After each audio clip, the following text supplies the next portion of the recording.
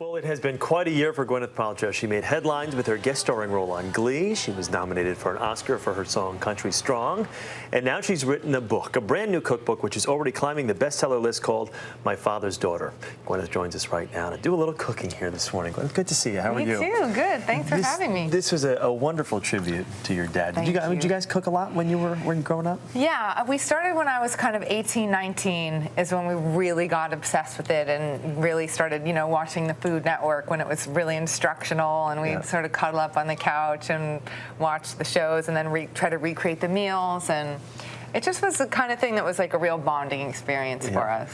My father was so important to me because he showed me the importance of family and those values, and that if you invest in those relationships, you have a good life, and then if you sit down and have a great meal, or you cook together, you do something homemade, and you have a nice glass of wine, it's like that's living. Makes all the difference in the world. So I wanted to share that. And everybody congregates in the kitchen anyway, so it's true. Let's get cracking here. What do we have? What are some of your favorites? One of my favorites is the macaroni and cheese, and what I like about it is you can take the basic thing and do it in a different variation of ways. So, for the kids, I like to put tomato sauce on the bottom, and for myself, sometimes I'll do like gorgonzola in it. The fun thing about it is at the end of it, you can kind of put them in different ramekins and do them for different ways. So what do we have here? So this is some mascarpone cheese and some Parmesan. I'm going to put it in the pot. And you want to grate some nutmeg for me? Sure. All right, get in there. Uh-oh. And I'm going to put a little milk. Now, Gwyneth, I hate to sound like a guy who hasn't been spent much time in the kitchen, but how am I? How do you actually want me to do that? Never mind. Let's just use the finished one. That sounds good. So a little nutmeg in there, and some pepper. I will not be coming up with a cookbook anytime soon, as the folks at home know. That's okay. They've seen me. Okay, so now you've obviously got it over the hot stove here. Just kind of let it melt. That's what kind of consistency are we looking for? You want it like this. This is what it kind of looks like when it's done. Okay. It's sort of like a nice creamy sauce. And then it really couldn't be easier. You just take some cooked macaroni and you put enough sauce in so that it's nice and coated.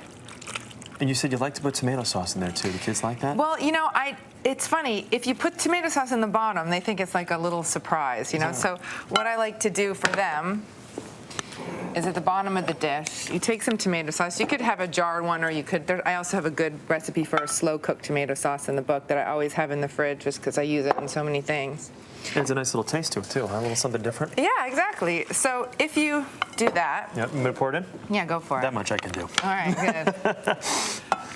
Perfect. And a little over there. There we go. Great. Now, you can also do it, like I said, in these little ramekins, so you can just put tomato sauce in the bottom and, And so the power of television here, how long do we have it in the oven for? Not very long. You just want the topping to get nice and brown, and it's hot already, so